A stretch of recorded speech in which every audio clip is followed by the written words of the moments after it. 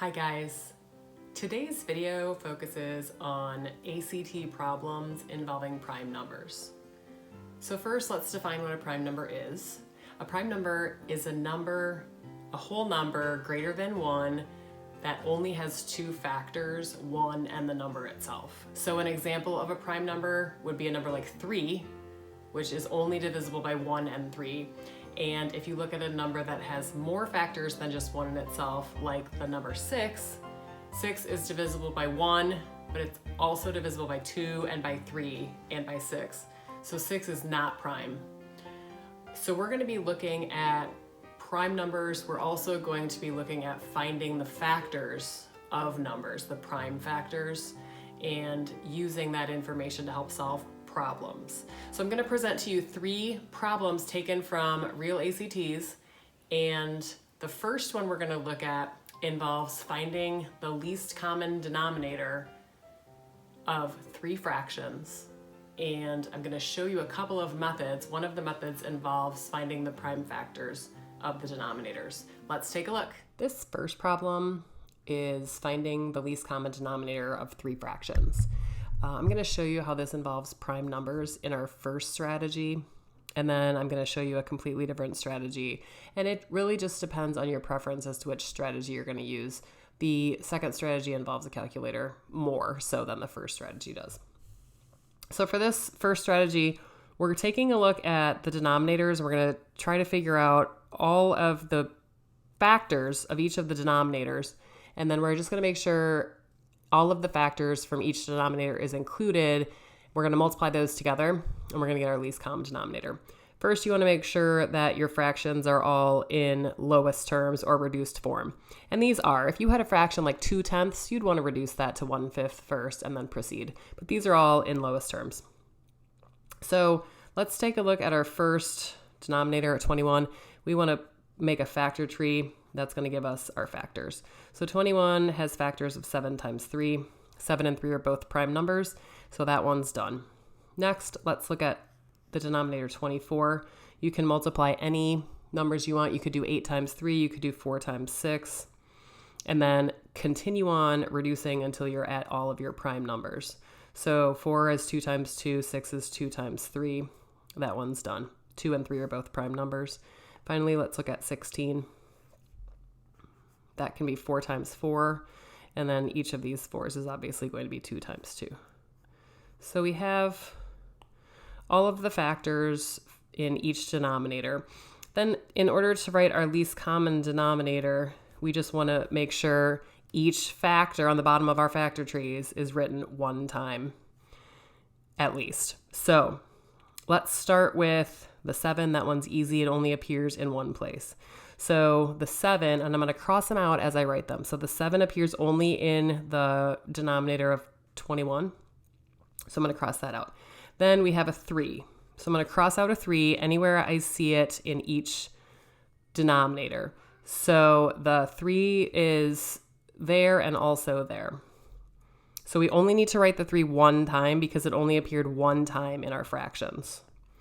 Next, let's tackle these 2. So we have, let's write 1, 2. That would be the first 2 in both of these factor trees. Another 2. Another 2. We've taken care of our red factor tree of the denominator 24. But we still have this 2 lingering here, so we'd actually need to write another 2 to make sure that factor is included. So that's our least common denominator. And then just use your calculator if you want to be a little bit more efficient. This is 7 times 3 times 2 to the 4th. If you multiply that in your calculator, you get 336. Looking at the multiple choice, that looks like option B would be the correct answer. Next, I'm going to show you a different strategy on the calculator. All right, guys, this second strategy is going to use the calculator and the answer choices. As you can see, the choices are listed from least to greatest, and we're looking for a least common denominator. So as soon as we get the correct answer, we know that's the right one. So in order to check these, let's just take the answer. So A is 112, type that in and see if it is divisible by the denominators. So 112 is not divisible by our first denominator, 21. So let's cross out A as an option. That is not it. Let's try B, which is 336. Is that divisible by 21? It is. It is 16. Let's make sure it's divisible by the rest. 336 divided by 24 should work. And we already know it's divisible by 16, just given that when we divided by 21, we had a 16 answer. So we know that 336 divided by 16 will be 21. Let's just show it here. And that means B is our correct answer. That is our least common denominator. Now, if you typed in C, that would show up as not being divisible by one of those, but I'm not sure about D or E. One of those might actually also be divisible by all three of the denominators, but we don't care because we're looking for the least common denominator, and that is 336, or answer B. The next problem we're going to be solving involves fractions and order of operations, and also a definition involving the word prime. It's called relative prime. So we're going to look at that problem next. All right, guys, let's take a look at this second problem. It says if the positive integers x and y are relatively prime, meaning their greatest common factor is 1, and that equation is true, then what is x plus y? I think a lot of people are scared of problems like this because they look a lot more difficult than they are.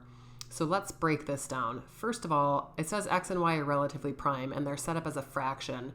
All that means is that x divided by y is a fraction in reduced terms. That's it. So as long as we complete the left-hand side order of operations and get an answer, and our answer is in lowest terms, we just have to add the numerator and the denominator, and that's going to give us the correct answer. So let's do that. So this problem really becomes, as soon as you understand that, it just becomes a matter of doing the correct order of operations. So on this problem, we have addition, multiplication, and division. And if you recall from a long time ago, when you were first learning order of operations, you might have learned the acronym PEMDAS, which your teachers may have told you something like it. You can say it stands for please excuse my dear Aunt Sally in order to remember it, like the mnemonic. So we have addition, we have multiplication, and we have division. Multiplication and division are on the same order of operation, and addition and subtraction are on the same order of operation. So what that means is the multiplication and the division have to come first. Either order is fine. Most people typically do it left to right if they're on the same order. And then after we do the multiplication and division, lastly, we can do the addition. So as long as you look at the correct order, do things in the correct order, you should get the right answer here. So what is 1/3 times 1/4 divided by 1/5? Let's do left to right. So 1/3 times 1/4, we're just multiplying straight across. So it's 1 times 1, which is 1, 3 times 4, which is 12. And then we have to divide that by 1/5. Now, when you're dividing fractions, just remember the rule, which is it's the same thing as multiplying by the reciprocal of the second fraction. So 1/12 divided by 1/5 is the same as 1/12 times 5/1, or just times 5. And now we multiply across. So that would be 5/12. So we've done these two operations. And the last thing we need to do is add 1/2 to our answers thus far up to 5/12. So what is 1/2 plus 5/12? So when you're adding fractions, you just need a common denominator. Looks like that denominator is going to be 12. So in order to get 1/2 to have a denominator of 12, we need to multiply the top and bottom by 6. So 6 times 1 is 6, 6 times 2 is 12. So 1/2 is comparable to 6/12s, and we're going to add 5/12s to that. When you're adding fractions with a common denominator, all you do is add the top. So this becomes 11/12s. Okay, almost done. Then it just says, what is x plus y? Well, 11/12 is x over y, which means x is 11 and y is 12. We know that this fraction is in lowest terms because nothing is divisible in either the top and bottom together. So if you had something like 6/14 as your answer, you would have to reduce it first to answer this problem correctly. But 11/12 is in reduced form. And then the last step is just figuring out what x plus y is. So we're just adding 11 and 12. And our answer is 23. Choice A. You might be wondering how you can use your calculator to be faster on this problem. I'm going to show you that next. I want to show you what happens if you just type in the problem as is, because it's going to give you an interesting answer. So let's just type in 1/2 plus 1/3 times 1/4 divided by 1/5. And then that's going to give us a decimal. When you have a decimal, you can convert it to a fraction, usually, not always, but usually by hitting math and then fraction, which is just enter it twice. So the answer there is not the correct answer. 31/60. If you add 31 and 60 together, you get answer choice D, which is incorrect. So why did the calculator do that? Because you did not put parentheses around the 1/5. So it basically flipped that. Your calculator also goes left to right, and it respected your order of operations here to some degree, but when you divide by 1/5, it's really, you were really saying 1 divided by 4, that result divided by 1, that result divided by 5. So the fix there, a couple ways you can fix this. Let me just pull that up again by hitting second entry twice. And if you do that, it's going to recall the last line or however many lines up you need to go. So I'm going to go here and I'm going to put parentheses around my 1/5.